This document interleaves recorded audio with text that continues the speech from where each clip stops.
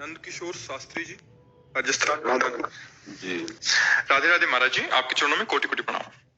महाराज जी, हम ब्राह्मण बालक हैं। हम पूजा अनुष्ठान इत्यादि कार्य विधि पूर्वक संपन्न करवाते हैं, लेकिन विवाह आदि महत्वपूर्ण कार्यों में जहाँ वेद मंत्रों का हवन पूजन होता है, वहाँ लोग शराब पीकर बैठ जाते हैं। हद तो तब हो जाती है जब दूल्हा भी शराब पीकर बैठता है, समझाने पर भी नहीं मानता। फिर हमें बहुत ग्लानि होती है, क्रोध आता है, श्रद्धा होने लगती है। हम सभी ब्राह्मणों का समाधान कीजिए महाराज। हाँ, बहुत उत्तम प्रश्न है आपका समाज के मंगल के लिए, क्योंकि वैदिक मंत्रों के उच्चारण की एक मर्यादा है।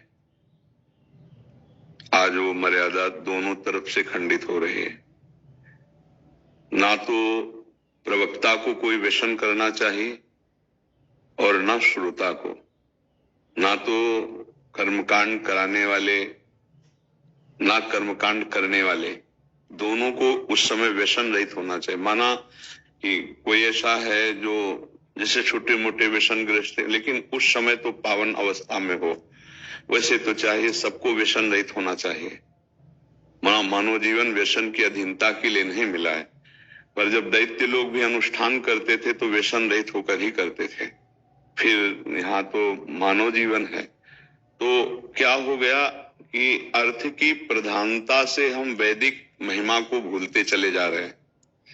प्रधानता अर्थ की हो गई है कि वो आपको 51,000 रुपया देगा, जहां चाहे बुला सकता है, जहां चाहे करवा सकता है। इससे हमारे वैदिक गरिमा क्षीण होती है और वो प्रायः हो रही है। आप अपने ब्राह्मणत्व और वैदिक सिद्धांत की रक्षा के लिए जब प्रश्न किए हैं, तो ऐसी जगह से अपनी पोथी उठाए और चल देना चाहिए। हम पैसे में बिकने वाले नहीं, वेदों को बेचने वाले नहीं। हाँ, हम वैदिक अनुष्ठान कराते हैं, इसके बाद आप कुछ भेंट रख देते हैं, उससे परिवार का पोषण होता है, वो ठीक है। अगर ये पवित्रता नहीं है तो हम वैदिक मंत्रों का उच्चारण नहीं करेंगे। पर ऐसा यदि आप करने लगे तो आपकी पांडित्य, जो पंडिताई है, वो बहुत ही कमजोर हो गई। ऐसा पर अर्थ का प्रवाह जो अंदर हमारे बैठा हुआ है, वही आज हम आप समाज को तो देख ही रहे हैं। अर्थ पे बिकना ये वैदिक सिद्धांत नहीं है। आप देख लीजिए, क्या ऐसा सामाजिक कारण होता है जी, पड़ोस का कारण होता है।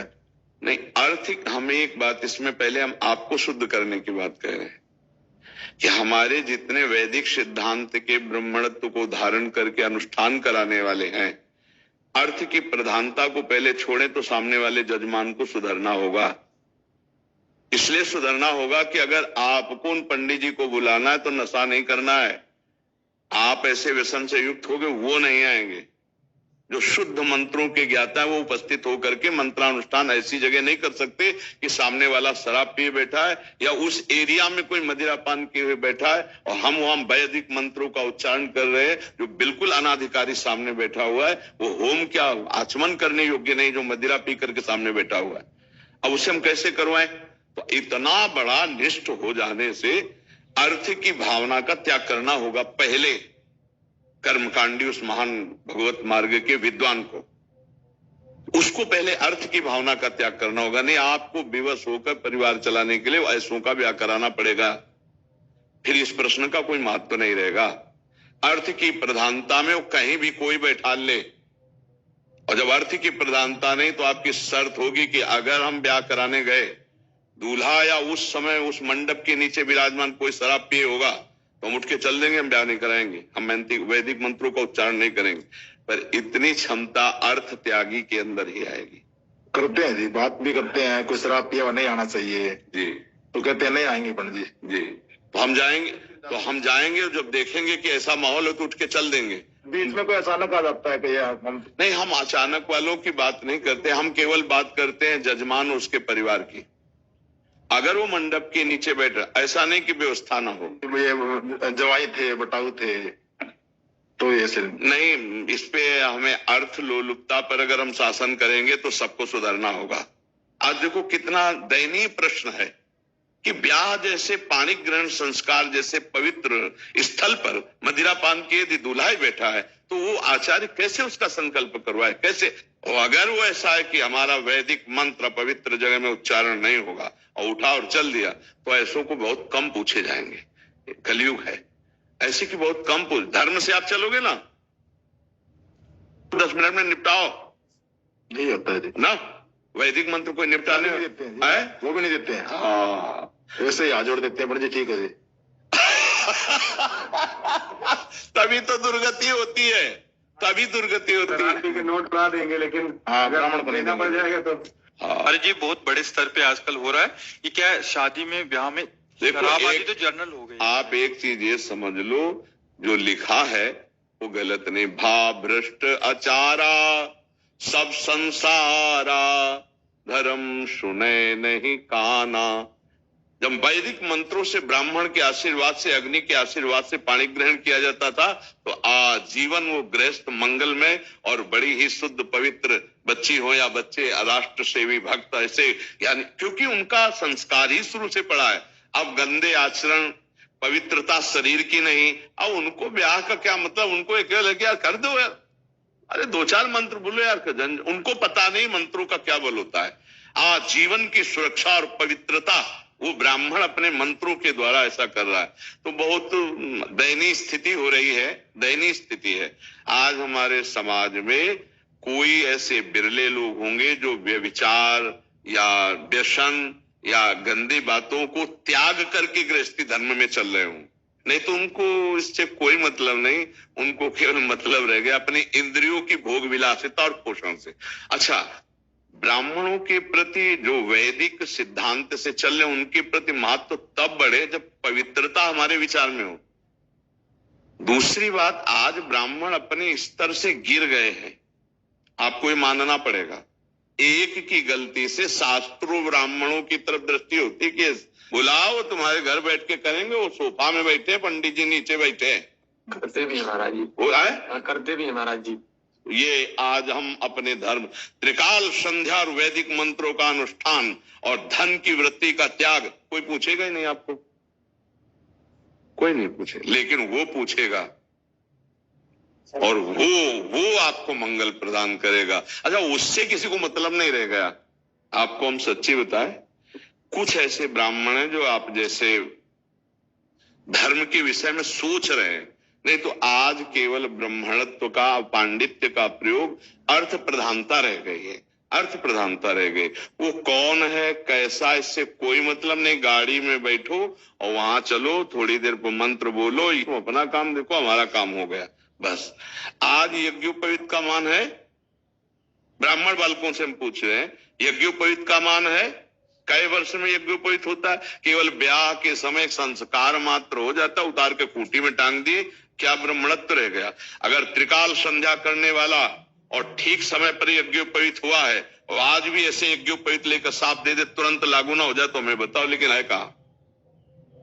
ये सब समस्याएं दोनों पक्ष से हो रही हैं।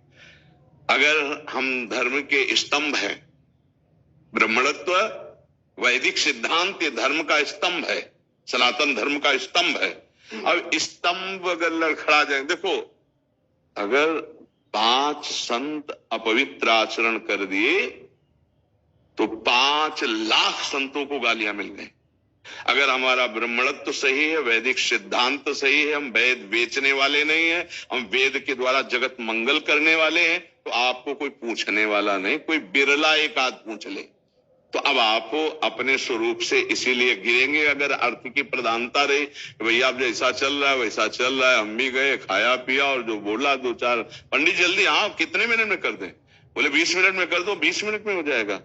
अब आपने तो भेंट ले ली और कर्मकांड पूरा नहीं किया, तो वो भेंट आपको भी नुकसान करेगी, और उसने कर्मकांड कराया नहीं तो उसका कोई लाभ मिला नहीं उसको, तो दोनों तरफ से हानि हो रही है। इसको संभालने के लिए बहुत कठिनता हो गई। राज जी, बीच में बोलने के लिए माफी चाहते हैं। ऐसे एक विषय पर अगर और प्रकाश डालेंगे आप, जैसे कि किसी की डेथ हो जाती है, मृत्यु हो जाती है, तो जब हमने अपने यहाँ यशोदानगर में क्रियाकर बनवाया है, अब वहाँ पे जो महापात्र होता है उसको देने तक में कि इसने भैया अरे इसकी क्या जरूरत है, 9 दिन में निपटा दो, 3 दिन में निपटा दो, तो ये सब ये क्या है कि मतलब उन लोगों को अरे जिंदा तो रोटी नहीं देते, मरने के बाद पिंडदान या उनके लिए कौन दान करेगा?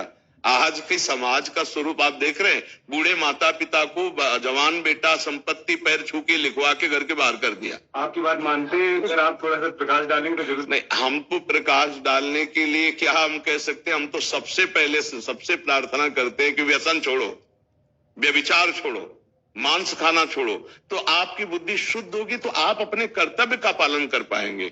आज कर्तव्य के से विहीन प्रायः लोग हो रहे हैं ना, ये तो बहुत बड़ी पारलौकिक उन्नति के लिए होता है। जैसे आदमी पधारा ना, तो 10 दिन जो नियम लिए जाते हैं, उसमें जो ब्राह्मण आदि की पूजा करके उनको दान दक्षिणा, उससे उस जीव की उन्नति होती। लेकिन देह में रहते हुए उससे प्यार नहीं किया तो मरने के बाद कौन प्यार। आप ऐसी घटनाएं देखिए कि पिता का शरीर या माता का शरीर मरा पड़ा है और बच्चे आपस में युद्ध कर रहे हैं उसके संपत्ति के लिए, उसके संस्कार की तरफ नहीं देख रहे। आप देखो ना, घटना संसार में देखो। तो ऐसे अब बुद्धिहीन लोग होते चले जा रहे हैं, धर्म विहीन होते चले जा रहे हैं, इसको खिलवाड़ माना जाता है। जैसे युवा आपकी बात बहुत मानते हैं, हमें आपका धन्यवाद है कि हम लोगों को सही दिशा दिखा देते हैं, इसलिए हम हमेशा कहते हैं कि आप कुछ बता दें। आज का युवा महाराज बदल रहा है आपकी वजह से। नहीं, हम उन सबको प्रणाम करते हैं जो अपने जीवन को बदल रहे हैं। कि जैसे माँ बच्चे से कहती ना दूध पी लो, और दूध पी लेता है तो माँ का हृदय शीतल होता है। यद्यपि बच्चा ही स्वस्थ होता है पर माँ का हृदय शीतल होता है। तो हमारी साधु वेश धारण करना, हमारा बोलना, आप लोगों ने जीवन